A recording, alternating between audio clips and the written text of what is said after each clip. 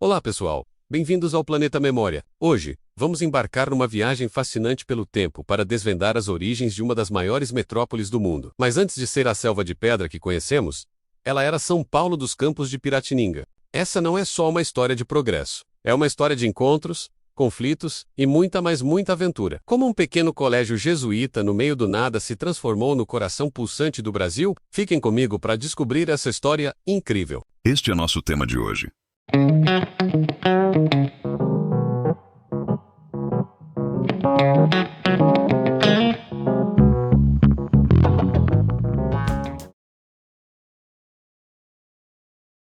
Nossa jornada começa em meados do século XVI, num Brasil ainda selvagem e pouco explorado pelos portugueses. A coroa portuguesa estava preocupada com a imensidão de seu território e a constante ameaça de invasões estrangeiras, principalmente dos franceses. Além disso, havia um objetivo muito claro: encontrar ouro e pedras preciosas. Mas havia um outro grupo chegando com uma missão diferente: os jesuítas da Companhia de Jesus. A missão deles? Catequizar os povos nativos, ou seja, convertê-los ao cristianismo. É nesse cenário que surge a figura de Manuel da Nóbrega, o líder dos jesuítas no Brasil. Ele tinha um plano ambicioso: subir a Serra do Mar, que era uma barreira natural gigantesca, para estabelecer um posto avançado no Planalto.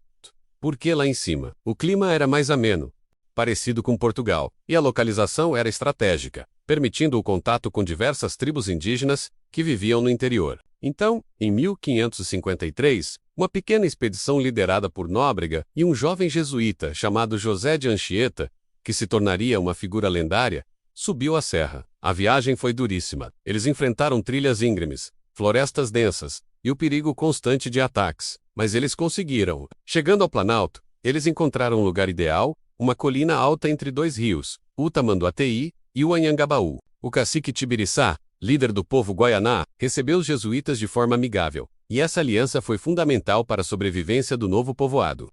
Os tupiniquins tinham grande interesse nos objetos de ferro trazidos pelos jesuítas, como facas e enxadas, que eram produzidos por artesãos como o irmão Mateus Nogueira. E assim, no dia 25 de janeiro de 1554, uma data simbólica que marca a conversão do apóstolo Paulo, foi celebrada a primeira missa no local. Nascia ali, oficialmente, o Real Colégio de São Paulo dos Campos de Piratininga. Aqui está uma ideia aproximada do primeiro colégio. O nome Piratininga vem do tupi e significa peixe seco, uma referência à maneira como os nativos secavam os peixes do rio Tamanduateí. No início, não passava de uma cabana simples de pau a pique, coberta de sapé, onde Anchieta e seus companheiros ensinavam latim, liam, escreviam e, claro, catequizavam os curumins, as crianças indígenas. A vida nos primeiros anos era extremamente difícil. A pequena vila vivia sob a ameaça constante de ataques de tribos rivais, como os tamoios, que eram inimigos dos guaianás e aliados dos franceses. A freguesia foi elevada à categoria de vila e município com a denominação de São Paulo, pelo floral de 5 de setembro de 1558. Ato que transferiu a sede da Vila de Santo André para a povoação de São Paulo. 5 de setembro de 1558 é a data oficial da emancipação do município. A instalação aconteceu em junho de 1560. A vila sofreu ataques e enfrentou resistência indígena, mas permaneceu como núcleo de colonização. A Confederação dos Tamoios, aliança indígena contra os portugueses, afetou diretamente Piratininga. A vila sofreu um grande ataque, conhecido como o Cerco de Piratininga. Foi uma batalha sangrenta, mas graças à liderança de Tibiriçá e à defesa organizada pelos colonos e jesuítas, o ataque foi repelido. Esse evento mostrou a importância da aliança entre portugueses e indígenas aliados para a sobrevivência do povoado. Os primeiros colonos portugueses eram proibidos de se instalar no Planalto, para não enfraquecer a defesa do litoral contra franceses e ingleses. Apesar das dificuldades, a vila de São Paulo começou a crescer lentamente. Ela não era um centro econômico importante como Salvador ou Recife, que viviam do açúcar. A economia de São Paulo era de subsistência.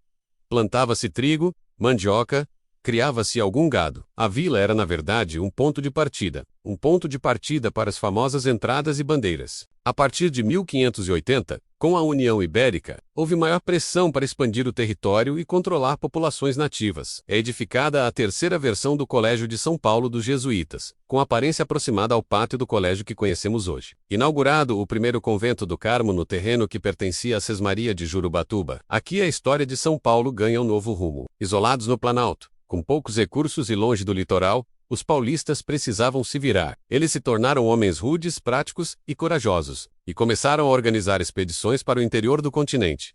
Em 1600, tem início as bandeiras paulistas, expedições que buscavam explorar riquezas minerais, escravizar indígenas, e São Paulo se tornou o centro dessas incursões. Para eles, a captura e o trabalho forçado dos indígenas era visto como uma necessidade econômica. Em favor dessa prática, argumentavam que os índios tinham casa e comida gratuita, sem ter que correr atrás do alimento. Os bandeirantes, como Fernão Dias Pais, o Caçador de Esmeraldas e Raposo Tavares, se tornaram figuras controversas da nossa história. Eles foram responsáveis pela expansão das fronteiras do Brasil, muito além do Tratado de Tordesilhas, garantindo o território que temos hoje.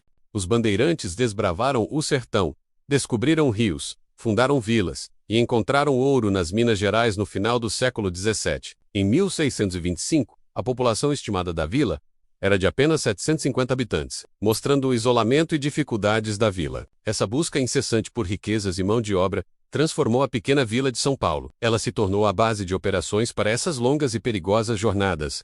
O isolamento geográfico, em função da Serra do Mar, fez com que São Paulo tivesse pouca ligação com o litoral, desenvolvendo uma cultura própria e autossuficiente. Em 1641, Antônio Raposo Tavares inicia uma das maiores expedições bandeirantes. Percorrendo milhares de quilômetros pelo interior do Brasil, a população cresceu, misturando portugueses, muitos mamelucos, filhos de portugueses com indígenas, e um número crescente de escravos africanos. Em 1681, a capital da capitania de São Vicente é transferida para São Paulo, reforçando sua importância administrativa. A vila começou a ganhar contornos mais definidos, com ruas tortuosas, casas de taipa de pilão e algumas igrejas, como a do próprio colégio e a do Carmo.